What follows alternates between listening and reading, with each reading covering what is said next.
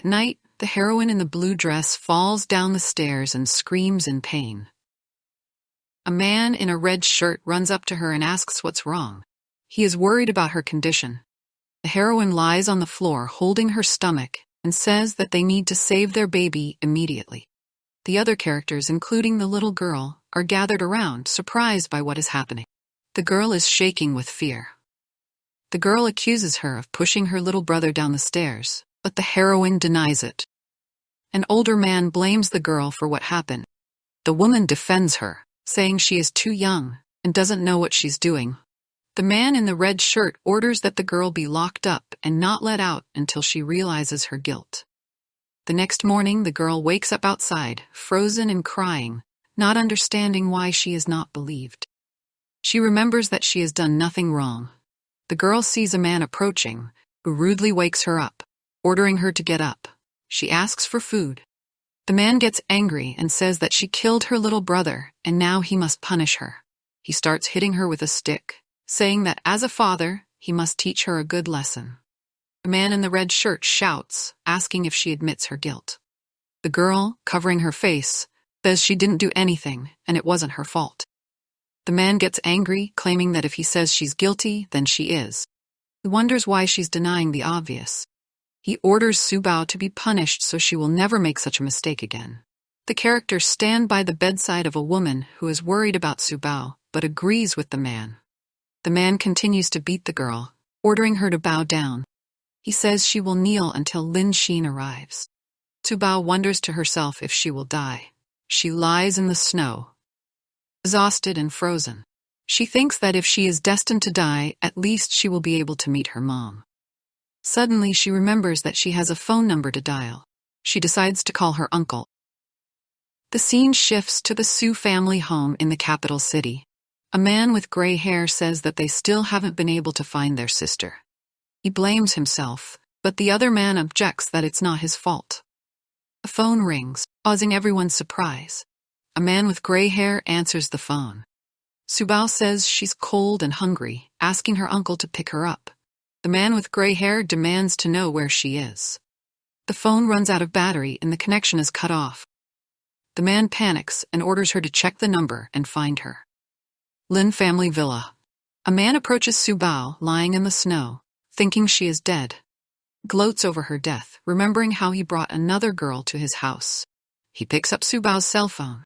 He remembers that after his youngest son was born, he had a lot of problems. The heroine thinks her father wants her to disappear. She wonders why no one in this world loves her. Subba tries not to cry so as not to upset her mom, even if she dies. A man walks by without noticing her. Characters nearby discuss her condition. She says she feels something warm. The man in the suit lifts Subba up, confirming her identity. The heroine pleads that her uncle doesn't blame her. The man promises to bring her home. Another woman, watching the scene, screams in panic to be stopped. Security guards show up to stop them. The man orders them to take her to the hospital. They get into the car, preparing to leave. The heroine thinks she now realizes how families from the capital can get rid of her so easily. She realizes her helplessness in front of the powerful families. A man asks her to stop and wait. He is invited into the house and agrees. He wonders why his father sent Subba here. The character in the suit behaves suspiciously. They go inside, discussing the current situation. One of them thinks it's a kidnapping. He's worried about how to get Subba back. They decide to tell the truth to avoid further problems. The heroes are escorted to the hospital. The doctor informs them that Subba has not regained consciousness yet. One of the heroes talks about her injuries, including fractures. They try to understand why she was sent in. One of them asks why they decided to beat Subba. The man in the suit replies that she was supposed to be taken to another ward. The heroes are informed that Su's family has arrived at the hospital. They are going to disconnect her from the machines. They order the staff to open all the windows. Subba comes to her senses, asking who they are. Her uncle reminds her that she called him. Subba doesn't believe he came for her. Her uncle calms her down, telling her that they came to take her home. Subba begins to realize what is happening. Uncle says they are here to take Subba home. She is worried, thinking she will be beaten and starved like before. Subao is asked if something is bothering her. She replies that she doesn't have a name, her name is just Subao. She recalls her father saying that she won't have a name until she has a family. She wonders why her father Linfang treated her so cruelly. Her uncle reassures her, promising that she will no longer starve and she will not be beaten. She is introduced to Uncle Su-yin, the president of the corporation, who can help in any situation. Another uncle, the director general, is willing to come to the rescue. The other uncles also promise to take care of Subao. One of them asks her not to listen to her uncle, who is too strict, promising not to be strict. Subao realizes that she now has a big family to support her. She worries that her father will make her apologize for something she didn't do. Her uncle says that they know she didn't push anyone and asks her not to worry about it. Subao thanks them for believing in her and feels relieved. Subao cries and they comfort her, trying to figure out what happened. In the hospital hallway, the other heroes discuss that Subao needs to stay with her father. One of the heroes reveals that he has received news about his younger sister. They learn that 4 years ago, Linfang found her and brought her to him. The younger sister was sick, and Subao helped her live for a few more years. She died in a foreign city. Linfang didn't let the family take her body. They discuss what needs to be done to punish Linfang. One of the heroes suggests finding bags for punishment. In the underground parking lot, the hero tries to figure out why the VIP ward is closed. His guards clash with other guards. Fight ensues. A man demands they stop, saying they will regret it. The hero thinks they've admitted their problem. Subao wakes up, she hears a familiar voice and doesn't realize who it is. The stranger introduces himself as her teacher, saying that her mom asked to be her teacher before she died. He confirms that her mom's name was Sujin Yu and hers was Subao. The heroine is surprised that she has a teacher, even though she is not a schoolgirl. Subao sees the teacher and is surprised that no one can see him. The teacher confirms that she can see him because he is related to her mother. He explains that her mother asked him to take care of Subao before she died. Subao doesn't understand why her teacher is called the Smoker of the Mountain. The teacher explains that it is a translation of his name from Chinese and his real name is irrelevant. He promises to protect Subao and helps her in difficult situations. The teacher reminds Subao how he saved her in a difficult moment. She remembers it, and teacher assures her that he will always be there for her. The teacher says he'll be back later and hands Subao a gift. Subao feels protected. She wonders why it felt warm. The teacher walks away. Subao tries to stop him. She thanks the teacher for his care.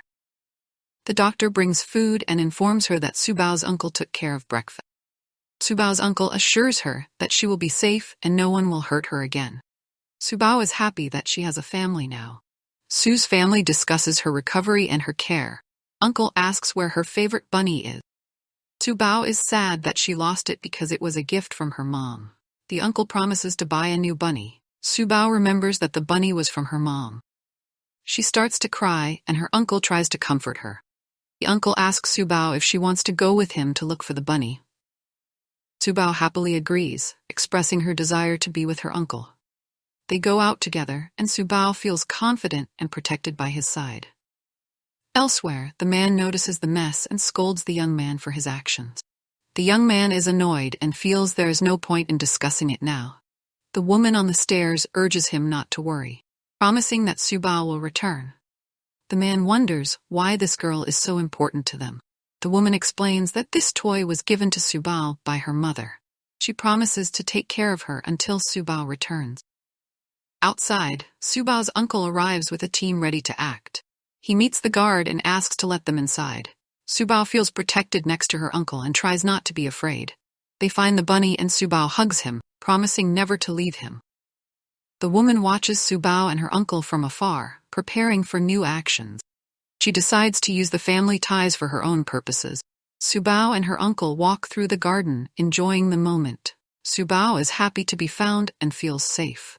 The woman holds Subao and says that she is responsible for the loss of the baby. She threatens that if Subao cries, she will be thrown out. Subao bites her. The woman yells at Subao in a rage and threatens her. Suddenly, Subao throws her away, and the woman is amazed at how strong the girl is. The man picks Subao up and asks if she's okay. Subao replies that she's fine, her voice shaking with excitement. The man says it's unacceptable to raise a hand to Subao and scolds the woman. He reminds her that she must keep her temper in check. The woman apologizes, saying she was wrong. She begs the man to let her go, her voice full of despair. The man, holding Subao in his arms, decides he won't let her go. The woman screams in fear, her face disfigured. Subao asks what to do if the bird won't come down. The man assures her that he has a plan. He promises to try to attract the bird with meat. Bird, upon hearing this, shows no interest, and the man realizes that he must look for another way. The man reassures Subao, promising that they will find a way to flush the bird. He apologizes for his words. Subao agrees, saying it will be fine, and offers to try it together. The man thanks her for her support. A group of people watch the man and Subao, marveling at their action. The man calls for the bird, but to no avail, and realizes that more time will be needed. Some time passes. People laugh at the man's attempts, calling him an idiot. The man decides to try again. The man laughs as he watches Subao trying to get the parrot. He notes that attempt number 5 looks serious. The other man agrees that fifth uncle doesn't give up. Subao begins to think that the fifth uncle looks like a gorilla. The man realizes that he needs to give the bird a chance to come down. Bird refuses. He angers Subao, saying that she will have to leave the bird behind. The man insists that Subao must calm down. He recognizes her bravery and decides not to interfere anymore. Subao is surprised that the smartest attempt came from herself. She convinces the bird to come down, saying that her uncle is not bad. Bird agrees and decides to fly down with them. The man says that Subao reminds him of their mother as a child. The man admits that if it weren't for Subao, they wouldn't have caught the parrot. The bird says that Subao is good. Subao is glad that the bird understood her. The man notices that the guests are not happy about their success. He says that they are the only ones who should leave. The guests leave. Subao defends the bird and declares that it is good. Subao offers to look at a piece of apple. The bird is interested and comes down. The man is happy that he caught the bird and assures Subao that she is his junior. The man promises Subao many parrots. She doesn't want to stay with Daddy, remembering how strict he was. The man apologizes to Subao and assures her that her uncle can be strict too, but for her sake. The man abruptly grabs the other man by his clothes and asks what he is doing and if he wants to die. The other man indignantly replies that his interlocutor does not deserve to be called Subao's father. Fifth brother told the hero to take his time, as they would be waiting for him in the car. The hero, with a smile on his face, headed towards someone. Immediately afterward, the hero grabbed the opponent by the collar and pushed him hard. The opponent fell to the ground, someone nearby screaming. The hero said that since the man could not be a good father, it was better for him not to become one at all. The enemy ended up on the ground. A friend of the fallen man asked if he was okay and suggested calling an ambulance. However, the other person objected, noting that they would not be able to pay for treatment. Victim's friend tried to reassure him the pain would soon pass. Meanwhile, a group of people showed up, one of whom was outraged. The outraged man said that the entire Lin family was in full force. He demanded that the 80 million they owed be returned to them. Man demanded an explanation, asking if the opponents knew who they were. He stated that they were representatives of the Su family from the capital. In response, he was told that it did not matter. At this time, other people surrounded the house and made it clear that the house was now theirs. The hero in the car received a message asking the Lin family assassin about. He replied that he had just driven them out of the house.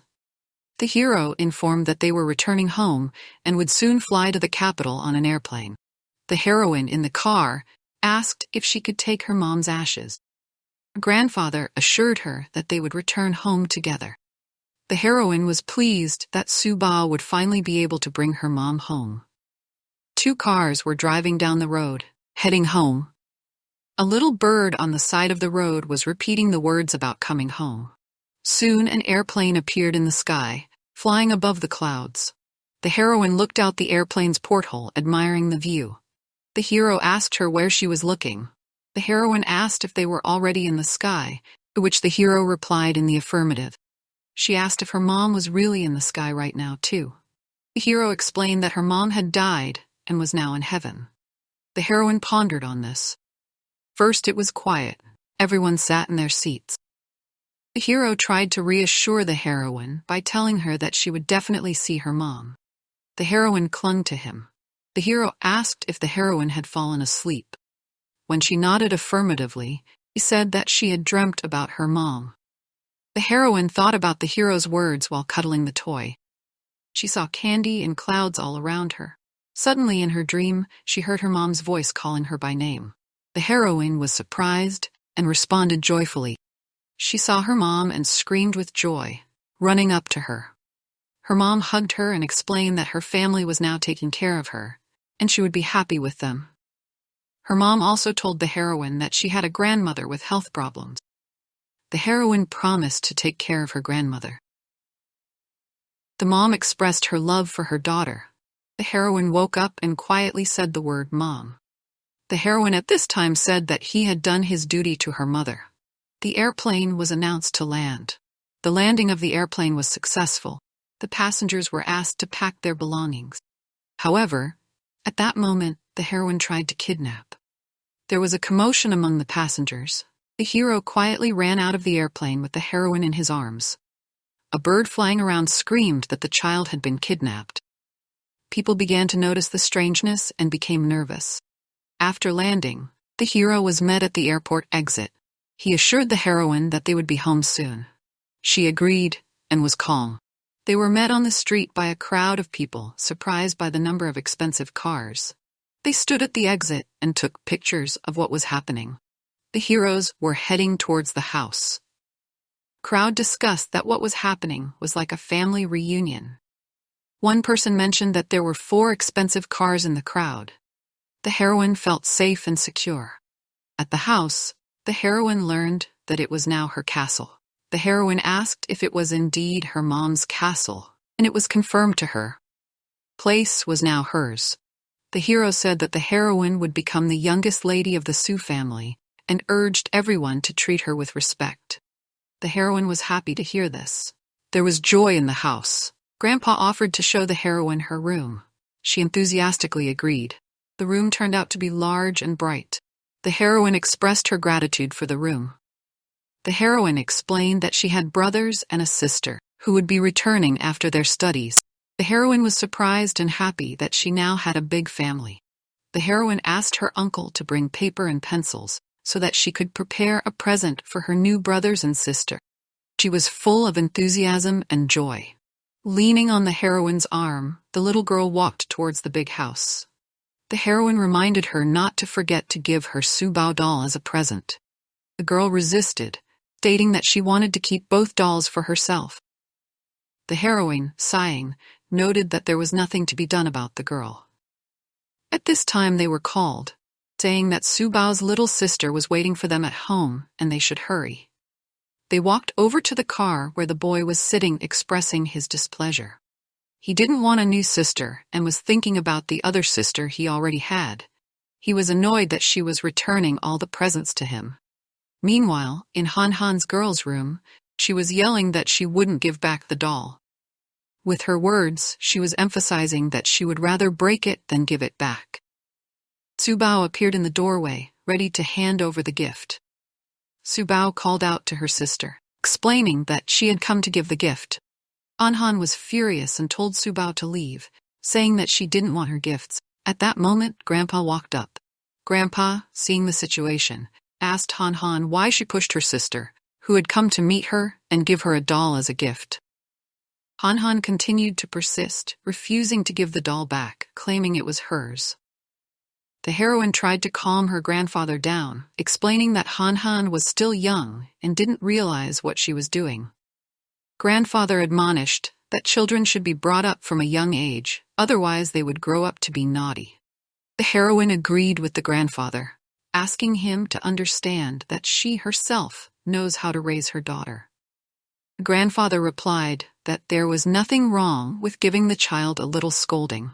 Subba continued to stand with the doll in her hand. Grandpa decided to distract her by offering to show her the room prepared for her. The heroine calmed down and went with them. The heroine assured Subba that things would get better soon. She said that her mom would buy a new Han Han doll. At this time, the bird in the room was loudly repeating, "Gotcha." Subba tried to stay calm. Grandpa tried to comfort her, saying that her sister always acted like this and asked her not to worry. Subba understood her sister, as she herself didn't like to give her things away. Grandpa said that despite her young age, Subba seemed to understand everything. He noticed her drawing and asked if she drew it. Subba confirmed, saying that she likes to draw. Grandpa sat down next to her, looking at the drawing. He wanted to know more about what it depicted. Subba eagerly explained the details of her drawing, talking about two girlfriends playing in a magical forest. She continued, telling about a flower vine and a petrified tree from which a beautiful flower grew. Grandpa listened attentively to her story, marveling at her imagination and fantasy. At that time, they were called out, saying that the lady had returned home. Grandpa and Subba went to meet her. Subba was excited to see her grandmother. Subba ran to her grandmother, greeting her. Her grandmother was moved to tears when she saw her, remembering her mom as a child. Subba was surprised at her grandmother's tears and promised that she would try her best to make her grandmother happy. Grandma hugged Subba, feeling joy and sadness at the same time. Subba was happy to have met her grandmother and promised to take care of her. Subba hugged her grandmother and assured her that everything was fine. At this time, Han Han was watching them, feeling jealous. It seemed to her that Subba had taken away even her grandmother and grandfather. Han Han noticed the parrot and was distracted by it, marveling at how beautiful it was. Parrot, chirping merrily, caught the girl's attention. She couldn't take her eyes off the bird. The heroine reminded Han Han that they should go downstairs, as they were already expected. Han Han insisted that she wanted the parrot, even though her mother had promised to buy her another one. Parrot started to get restless because of the noise. Han Han didn't back down, holding on to it tightly. Subba walked over and tried to stop her, asking her to stop. The hero intervened, trying to calm Han Han down and explain to her that the parrot belonged to Subba. But the girl persisted, unwilling to give in. Han Han continued to resist, shouting that she would not give up the parrot. The heroine tried to explain to her daughter that it is necessary to share and be polite. The girl did not listen. The grandfather resented Han Han's behavior, pointing out that she should be obedient and polite. He wondered how to raise children properly and what to do in such a situation. Subba stood nearby, feeling resentful. The heroine hugged her, comforting her. Grandpa said that it was not Subba's fault, and that it was her sister who behaved wrongly. The hero, seeing Han Han bleeding, noticed that she had been pushed and hurt. He rebuked the other hero for just standing there and watching instead of intervening. The hero tried to justify himself by saying that Han Han wouldn't have acted like that if she hadn't tried to grab Subba's parrot. He emphasized that patience must have limits. The heroine went on to explain that the problem didn't just lie with Han Han. She was concerned about how the divorce was affecting the children. Another hero tried to reassure her. The hero offered to keep the situation under control and assured her that he would help, if necessary. The whole Su family gathered around the table, discussing various topics. Subba told how her mother had taught her how to peel corn. Family listened with interest, admiring her knowledge. Grandma suggested that Subba should have the same last name as her mom. Subba wanted it very much. The hero suggested a new name, Su, but they decided to take their time choosing. Grandpa reminded them that Subba would soon be 4 years old. Grandma suggested a big celebration. Subba was thrilled at the idea of trying a big cake. Han Han began to resent that she didn't want Subba to eat with them. She cried, stating that she didn't want her sister. The rest of the family felt the tension. The heroine tried to calm Han Han down by suggesting that she eat together. The girl continued to be cranky, screaming that she didn't want a sister. Subba looked at her with surprise. The heroine asked who taught Han Han to throw bowls of food. The heroine expressed her displeasure, asking how they were going to raise a child like that. The heroine said that if Han Han didn't want to eat, she could go down to the first floor. The girl continued to scream, unwilling to give in. The hero intervened, lifting her up in his arms. The heroine explained that Han Han was the only girl in the family and always got all the attention.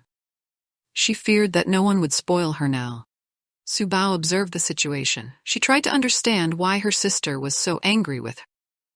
At that moment, the heroine noticed a news item on the tablet.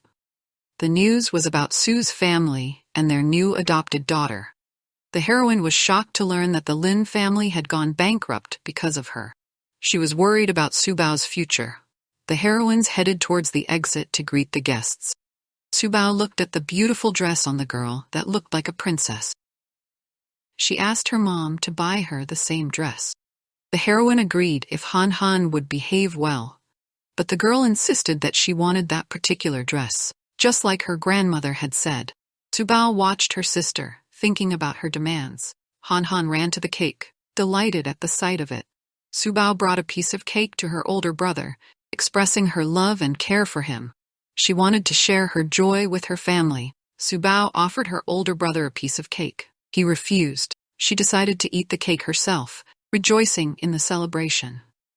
The teacher remarked that a birthday was a great reason to rejoice.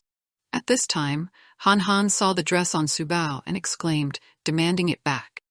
She pounced on Subba, trying to take the dress away, which caused a confrontation between the girls. Subba tried to explain that the dress was given to her by her uncle. Han Han, not listening to her, continued to insist that the dress belonged to her and refused to give it back. Fight ensued between the girls over the dress.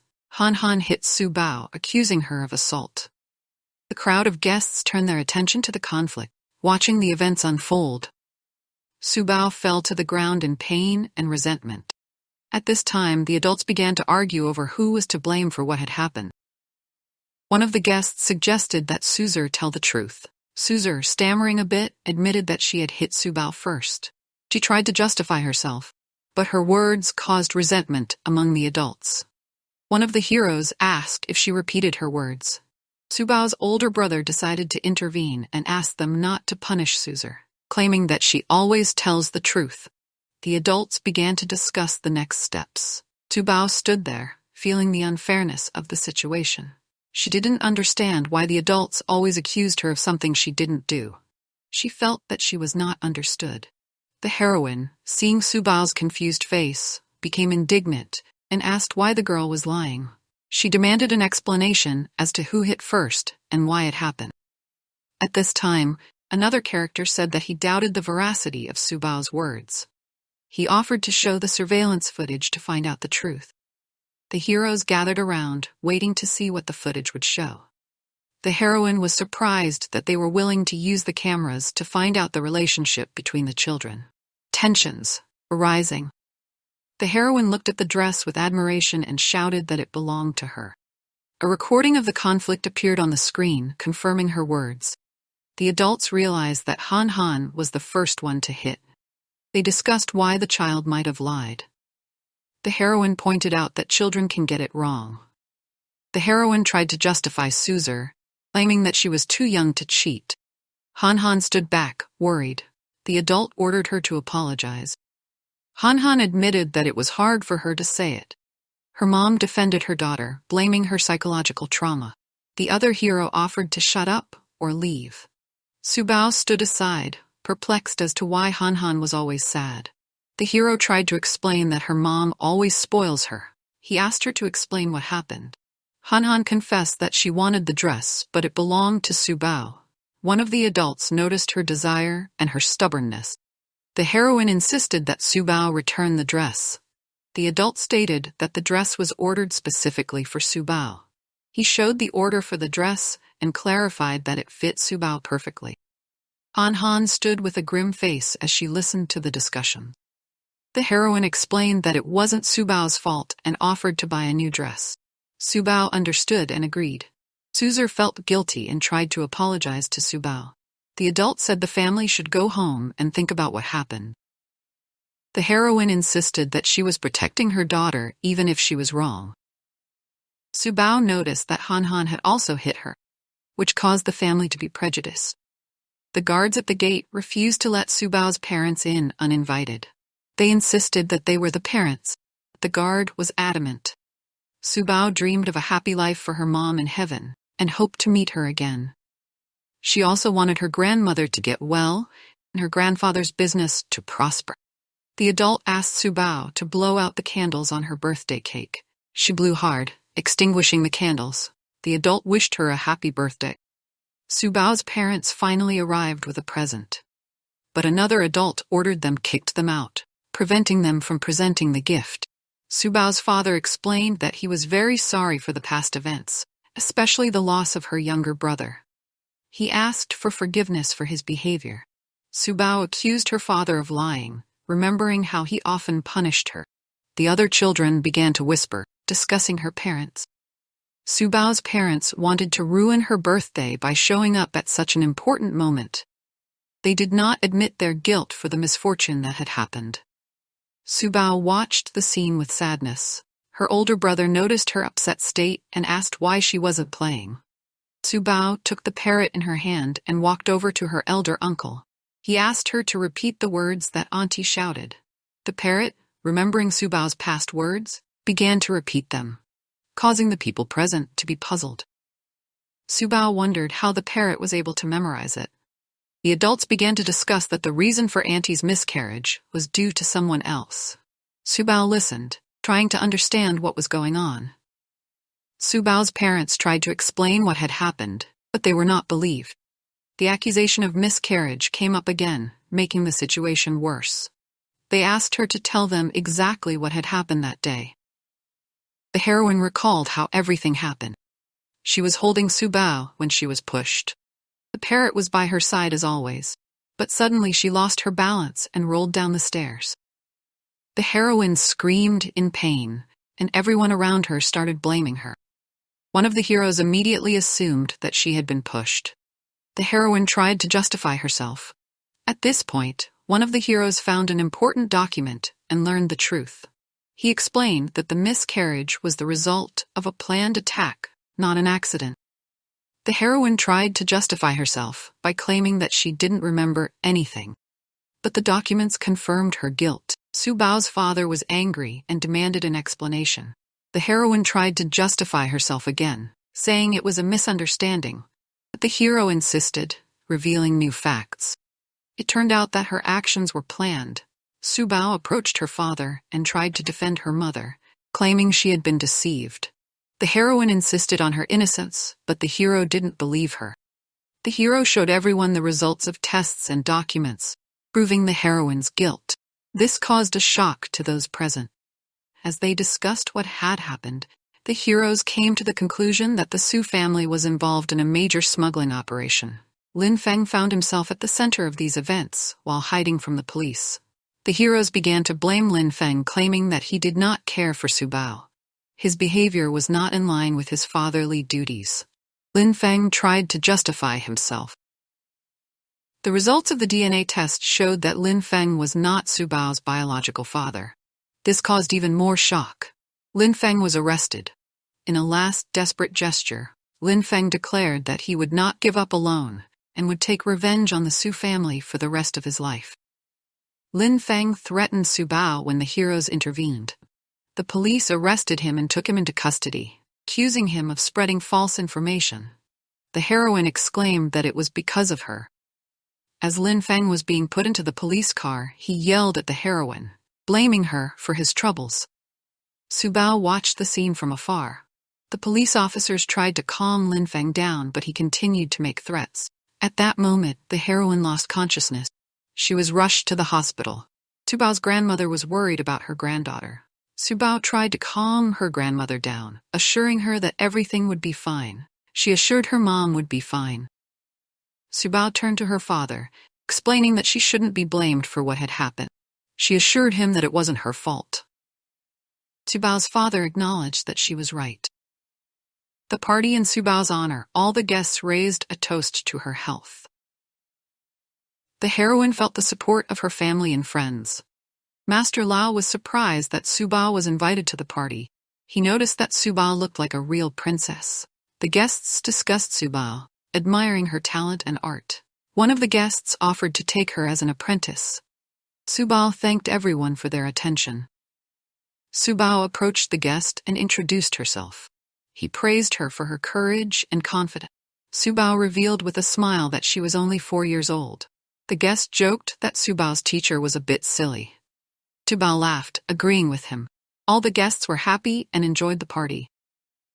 The boy asked if he would become Master Lao's disciple. The master replied that the boy was also good, but he would not be his disciple. The hero got upset and asked his mom what to do. His mom calmed him down by telling him that everything would be fine. She assured him that she would find him another teacher. The boy calmed down a bit. In the study, Subba and Master Lao were discussing her painting. She talked about her drawings, describing every detail. Master Lao listened attentively, enjoying her stories. Subba showed a painting of her family at a feast. She told how each family member played an important role in her life. Meanwhile, in the other room, Grandma was discussing why Linfang was let in. She was arguing with the man, accusing him of causing trouble. He was trying to explain himself. The conversation continued, and the grandmother insisted that she was doing everything for the sake of the children. The man, tired of arguing, proposed a divorce. He flatly refused, not agreeing to the divorce. Later, Master Lao was leaving the house. He said goodbye to Subba and her family. The driver noticed that someone was waiting for the master. Master Lao was pleased to see Subba. Master Lao drove away, admiring Subba's talents. He shared his thoughts with the driver, who also remarked that Subba was the most talented artist. The girl waited for the master, hoping to become his apprentice. She was disappointed when Master Lao said that he had already found an apprentice in the Su family. The girl felt resentful. The girl's mom calmed her down, telling her that everything would be fine. The girl continued to worry about the lost opportunity to become a master's disciple. At home, Subba said goodbye to her grandmother before going to bed. Her grandmother reminded her to call if she needed anything. Subba wished her grandmother a good night and left. An old friend appeared in Subba's room and reminded her of their magic training. He told her that magic would help her in difficult situations and reminded her of the important lessons. Subba declared that she would learn drawing from a different teacher like the other children. Her mentor was surprised, asking what Subba thought children should do. Subba replied that they should eat, sleep, draw, and play. The mentor remembered the promise she had made to her and rebuked Subba for refusing. She recalled the day Subba had promised to learn from her. Subba explained that it was her mom who was on the rainbow slide, not her. The mentor was surprised that Subba realized that. The girl reminded the mentor that her mom had different notes and pointed out the teacher's mistake. The mentor acknowledged her mistake. Subba asked if she could learn from her. The mentor confirmed that the girl would be able to become her student. The mentor decided to open Subba's heavenly eye. She explained that it would allow her to see things that other people could not see. Subba was scared that she would have to open this eye. The mentor reassured Subba, assuring her that the eye was closed for now. Subba was surprised that the mentor could see her. The mentor marveled at Subba's talent. The mentor ordered Subba to repeat after her and not to mess with fools. Subba obeyed. The mentor gave Subba a gourd of souls to help her collect undead souls. Subba asked why they needed to collect ghosts. The mentor advised the children not to ask too many questions. The girl met a ghost who explained that she had been punished for her actions. The ghost of a woman was indignant, asking Subba what bad deed she had done. Subba recalled what the ghost had done to her uncle. The mentor explained what had happened. She recalled how Subba's uncle had punished the woman. The woman said that after the punishment, she lost her entire family. Subba asked why she needed to slip salt to her uncle. The mentor told the girl not to ask too many questions and said good night. Subba said goodbye to the ghost woman, wishing her a good night. The ghost remained dissatisfied but did not reply anything.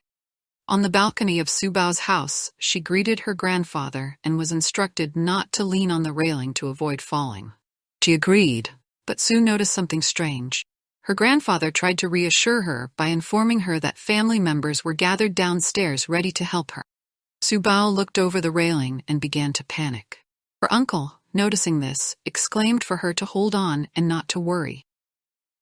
Meanwhile, the other family members were discussing the situation, making assumptions on how best to help her get out. Subao's mentor was also watching and reminded everyone that Subao must learn to cope on her own. This is part of her journey of growing up. Family members watched in amazement as Subao tried to get out of the difficult situation. One of them offered to go get a paraglider to keep her safe. Subao, overcoming her fear, gradually began to move towards safety. Her efforts did not go unnoticed. She showed that she could handle challenges. The family members admired her courage and determination. The mentor emphasized again that this experience would help Subao become stronger. This moment, the other relatives spoke of the importance of such trials for Subao's growth. They decided not to interfere anymore and let her solve problems on her own. Subao's uncle suggested that she spend a day together to take her mind off the stress she had experienced. Subao readily agreed. Subao greeted her aunt and noticed that she looked very sad. The aunt responded to her greeting, but her expression remained sad. Subao's teacher explained that the aunt always looks like that because she lost her child and can't find him anymore.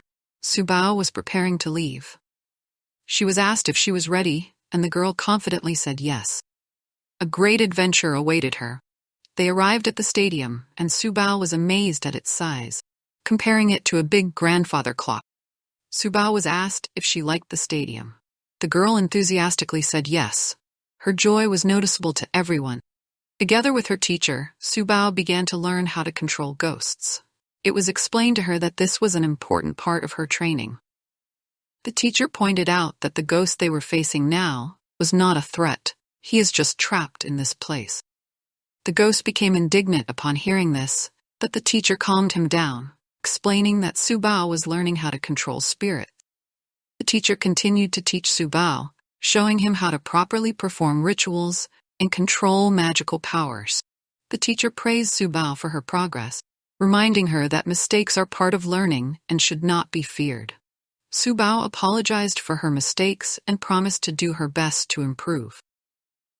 They arrived at their destination. Subao was ready for new challenges and adventures, full of determination and confidence. At the end of the journey, Subao expressed her dissatisfaction, but her teacher reassured her, explaining that everything would be fine. Subao greeted her uncle, saying that she knew how much he was happy to see her. Her uncle confirmed that he was very happy to see her. Another character was surprised to see a child and asked whose child it was, to which Mr. Su replied that it was his niece, not his daughter. Subao's aunt greeted her with joy. Subao responded to her by greeting her aunt.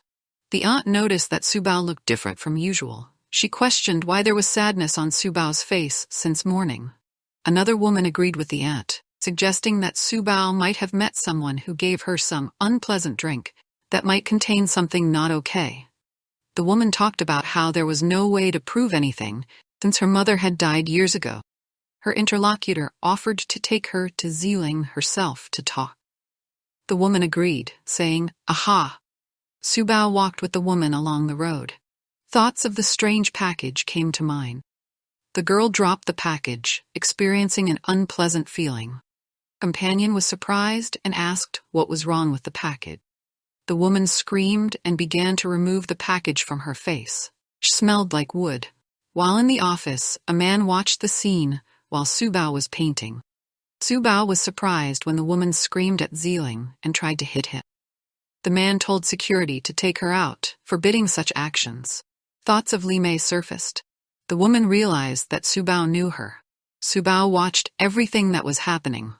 The man asked the guards to remove the guests as they were interfering with the work. The woman decided to talk to Sibling again. She didn't believe that Subao could have known about Li Mei. The woman saw the statue and realized that something was wrong with it. Subao and her teacher were looking out the window discussing her aunt. The teacher explained that her breathing had changed because of Subao's drawing. The woman continued to worry, trying to figure out what was going on. Subao made a joke about math, trying to distract herself from the situation. The teacher replied that Subao was bad at math. The other woman wondered whose child it was. The The boy made milk with a serious expression on his face. When the aunt returned, Subba was surprised and greeted her. The heroine pondered on how to protect her from the sunlight. Teacher calmly assured that everything would be fine. Subba watched the conversation curiously. Teacher warned her not to say anything stupid. Suddenly, lightning struck. Teacher was surprised that it actually worked. Meanwhile, the man offered Subba milk, which was ready. The heroine thanked and took the milk. The man wondered if he should divorce his second aunt. Subba asked why people get married first and then divorce. The man replied that he got married because of her brother's pregnancy. Subba continued to ask questions. She couldn't understand why adults acted strangely. The man explained that he didn't like the second aunt. Subba wondered if the uncle was the creep from the TV. He said Subba understood and kissed her on the forehead. A fifth uncle appeared and cheerfully said he would show Subba where he worked. Her comrade tried to object that it was dangerous there. The teacher added that Subba was not a slacker. The man confirmed this, noting her effort. The fifth uncle offered to take her to the amusement park. Subba noticed a strange sculpture. Teacher explained that it was the work of her second uncle. The girl looked at it with interest. The teacher asked Subba to ask her fifth uncle for a sledgehammer to open the statue. Subba asked if he had a big sledgehammer. The fifth uncle replied that he had more than 4,000 hammers. Teacher told Subba to take the sledgehammer and smash the statue. Subba took the sledgehammer and prepared to strike. Fifth uncle was surprised that Subba picked up the sledgehammer. The teacher warned her to be more careful. When Subba hit the sledgehammer, the statue shattered. The man remarked in surprise that it actually worked. One of the heroes asked the second brother to take Subba home as soon as possible. The second aunt held the girl in her arms and explained that children shouldn't go to the construction site. Subba didn't want to go home. She was persuaded that it was too dangerous and it was better to go home. When asked about the police, the heroine said she didn't know why it was necessary to lie to the police. Teacher advised her to think about it and not to make mistakes. The teacher explained that if Subba told the truth, police would start investigating her like a test subject. In the conversation, it was mentioned that Wei Yuan, her brother, had skillfully asked to slip the salt mixture. In the conversation, the heroine guessed his intention. Subba noticed that the second aunt used her mutilated hand to manipulate. The heroine didn't trust the aunt and didn't want to approach her. It was mentioned in the conversation that Subba was unlikely to help the second aunt, because her intentions were selfish. The second aunt was angry. Subba saw the second aunt and shouted that she didn't want to come over. The heroine thought that the second aunt looked scary. Subba ran away from the second aunt. The heroine was surprised to realize that the aunt really scares her. Suddenly, the grandmother suggested Subba to cook something. The heroine agreed because the grandmother was finally there for her. Subba got scared and screamed, but she was stopped by her grandmother. The second aunt was angry that she couldn't persuade Subba. The heroine confidently told Subba that she couldn't escape. The second aunt was confident in her words, and Subba stopped when she saw that she was caught. The grandmother noticed the heroine and was surprised by her presence. In response, the heroine said that she would not let Subba escape. The grandmother tried to calm the heroine down and reminded her that she was their relative.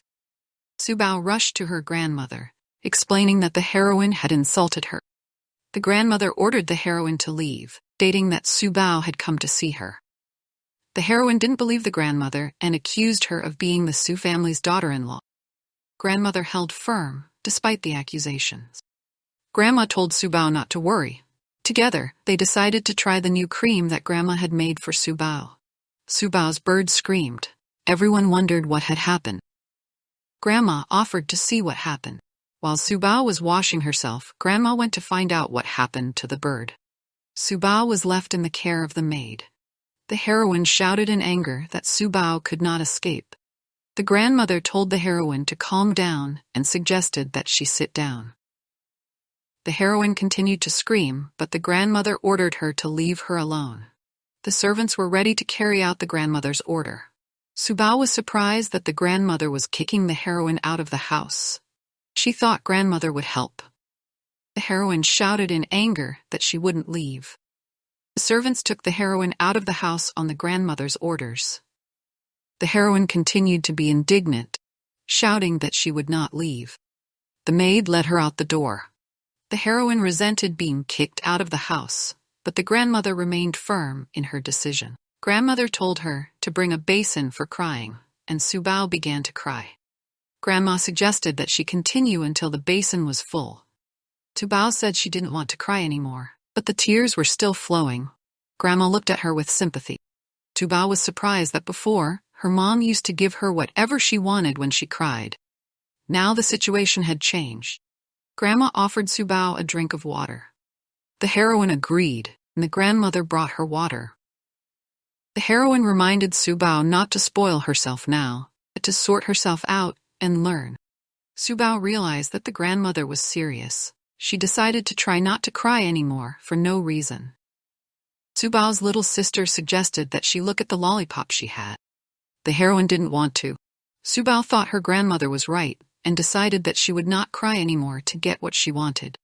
Subba's little sister suggested that she cry together to fill her pelvis with tears. The heroine hesitated. The heroine wanted to help her little sister, but she had a hard time making herself cry. Her grandmother looked at her with understanding. Subba thought that if she helped her little sister, maybe grandma would let her eat. The heroine decided that she would try to cry again to help her little sister fill the basin with her tears. Subba's sis suggested that she drink more water to help her get more tears. The heroine agreed. Subba thought that she should try her best to fill the basin with tears. She decided that she would try again tomorrow. The heroine was returning home with a suitcase. The question, "What happened?" caused her surprise. She explained that she had been kicked out of the house for allegedly not knowing how to raise children. Annoyed, the heroine complained about interference in the family's affairs. Her interlocutor offered to apologize, but the heroine firmly refused, stating that it was up to them to come to her and apologize. The heroine's mother confidently stated that her enemies would soon regret their action. The heroine was left speechless, trying to figure out what to do next. At the Su family home, Han refused to calm down, claiming she didn't need anyone else's care. Her maid tried to comfort her, but to no avail. Subba worried about Han, wondering if she was afraid to sleep alone. Han replied with irritation that she didn't want to share a bed with her. Subba's grandmother reassured her that there were no ghosts. Subba didn't believe it and claimed otherwise, which confused Han. The teacher explained to Subba that she was old enough to know that people couldn't summon fireballs. Subba listened with a serious expression on her face. Her teacher was trying to convince her of his words, but Subba was confident in her own words. Her teacher, smiling slightly, continued to explain his reasoning. Subba persistently asked what to do next. Her teacher reassured her, saying that they would continue practicing. Late at night, Subba heard strange sounds. She wondered if it was the ghost she was so afraid of. Fear gripped her when she saw the shadow. Subba screamed and ran, not realizing what was going on around her. The heroine found Subba in a panic and tried to calm her down, asking her what had happened. Subba explained that she saw an evil spirit. The teacher began to explain to Subba about the different kinds of spirits, giving examples and calming her down. Subba listened attentively. The teacher explained that there were several types of spirits, those that were just wandering around and those that could be dangerous. Subba listened attentively. The teacher talked about the differences between the spirits, explaining that some could cause harm. Subba was still anxious, but was beginning to understand. The teacher reassured Subba, saying that not all spirits were dangerous. She began to calm down as she listened to the teacher's words. The teacher emphasized that there was no need to be afraid, as long as one was careful. Subba began to feel more confident. Subba asked if the crying of spirits attracted her. Teacher replied that even small children should not cry too often, so as not to attract spirits. Subba understood the lesson and decided that she would try not to cry unnecessarily to avoid problems with spirits. Subba comforted the crying Han, saying that she had chased away an evil spirit. Han Han calmed down and agreed to collect her tears in a glass as Subao suggested. Subao hurried off to get the glass, and Han Han, having calmed down a bit, waited for her return. She began to cry more collectedly, trying not to shed tears in vain. Teacher Subao watched on, pondering the difficulties of raising children. Han Han and Subao slept side by side, their little quarrels already forgotten. The next morning, in the hallway of the Su family home, grandmother asked if Subao was awake. She suggested that they start practicing drawing. Suddenly, Subao disappeared and the grandmother began to panic, calling for help. Soon, an alarm went up in the house and everyone started looking for the girl. Men in suits were figuring out what had happened. They decided to check the security cameras and call the police, hoping to find clues. Meanwhile, Subao and Han Han were together. Han Han wondered why Subao had left her room. They began to discuss what had happened. In the study, Subao offered Han Han a piece of paper. Han Han refused at first, but then she took the piece of paper and they began to draw. Old Man Lu wondered what the girls had drawn. Subao proudly showed her drawing of an egg, and Han Han drew a chicken. Old Man Lu nodded approvingly. He offered to publish the girls' drawings, and they agreed. Old Man Lu praised them, and Subao felt the joy of recognition. Han Han thought about how nice it was to hear praise from someone other than her mother. She began to question her previous beliefs. Subao felt confident discussing her drawings with Han Han. They were both happy and pleased with the praise they received. Away from the Su family home, Han Han's mother was reflecting on the past day. She noticed that Subao had not apologized for the incident. Determined to find out what was going on, the mother headed over to where the children were playing. Subao and Han Han were minding their own business near the pond. Suddenly, Han Han heard her mother's voice calling her. The girl was surprised, not understanding why her mother was calling her. Subao tried to reassure her friend but soon noticed that Han Han was thinking about meeting her aunt. Subao insisted that they leave for fear that the evil spirit would reappear. Han Han's mother kept calling for her daughter, but the girls decided to leave to avoid trouble. It quickened their steps, heading for safety. At this time at dinner, the adults were discussing plans for the next day. Father suggested spending the day outdoors by taking a family camping trip. Grandpa explained what that meant.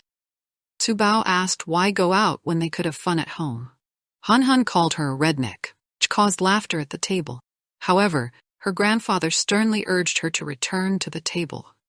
Meanwhile, Subao's mother complained about the family's recklessness, saying that they were spending too much money. She blamed Subao for her daughter being involved in trouble.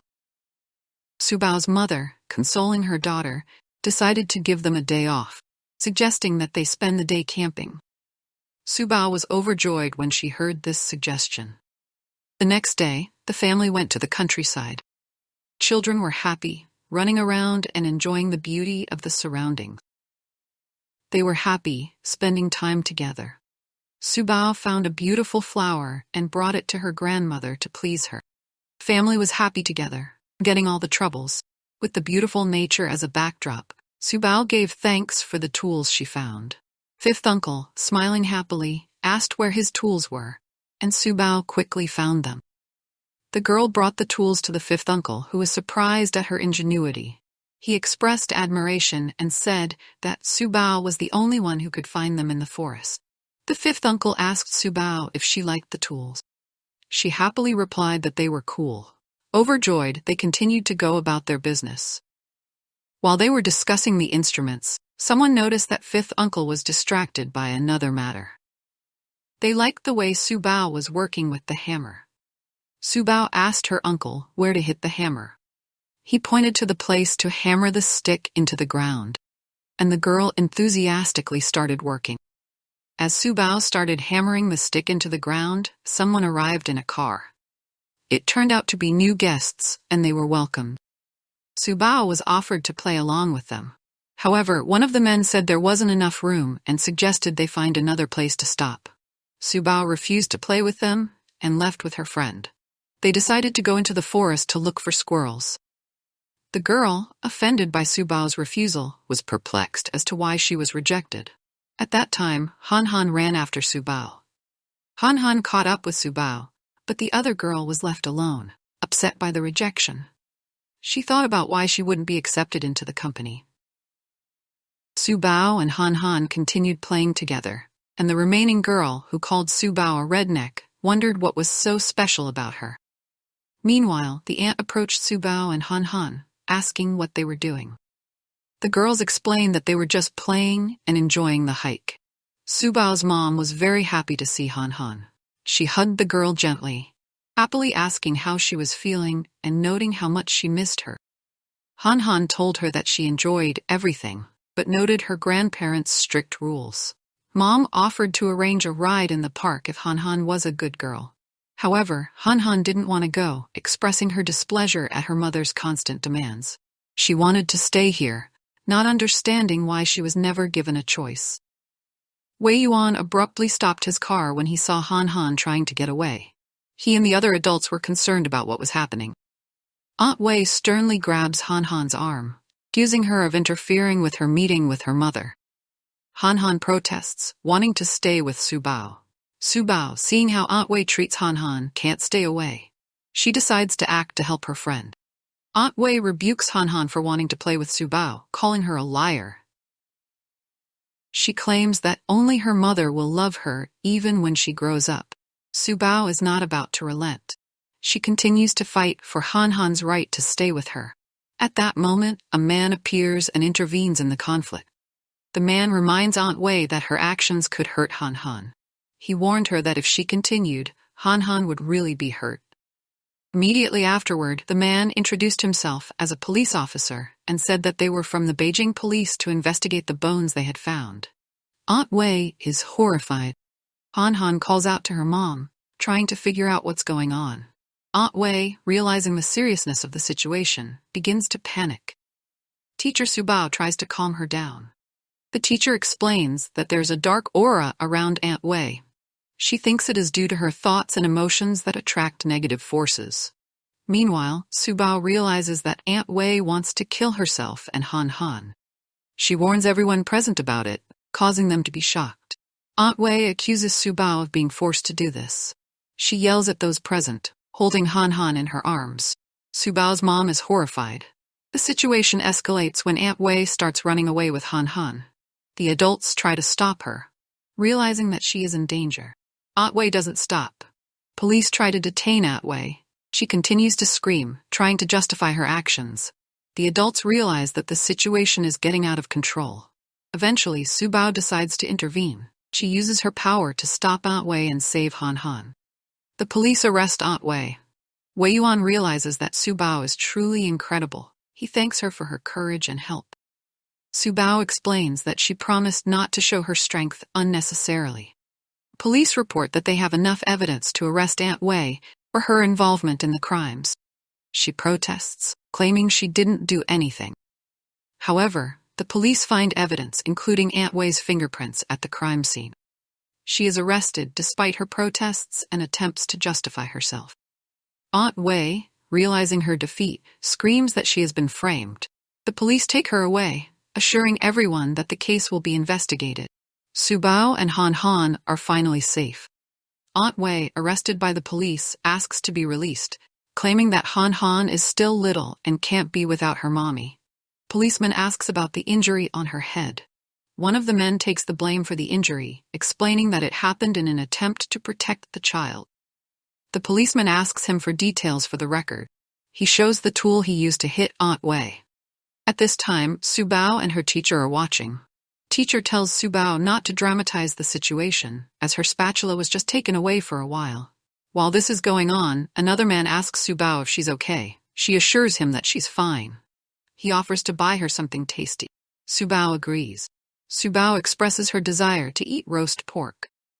The man promises that one skewer will be enough, as there will be plenty of roasted meat. He shows her where the grill is located. The man leads Subao and the other woman to the food place, saying goodbye to the grilled shrimp and chicken. Subao realizes that her mother has given her permission to eat as much as she wants. Subao keeps walking, thinking about her spatula that was taken away. She says she didn't mean to leave it behind. Her teacher reassures her, saying it's no big deal. Meanwhile, a girl named Han brings Subba a cake that she baked herself. She asks if Subba wants to try it. Subba accepts the cake, but says she doesn't want to hide in Han's shadow. Han is surprised and asks if Subba doesn't like her. The woman confirms that she does. Han takes offense, calling Subba a bad girl. Subba replies that she isn't. The final shots show a boy breathing heavily, lying on the grass. He is coughing, trying to come to his senses. He feels very sick and struggles to get up. The boy, in pain, continues to cough and tries to say something.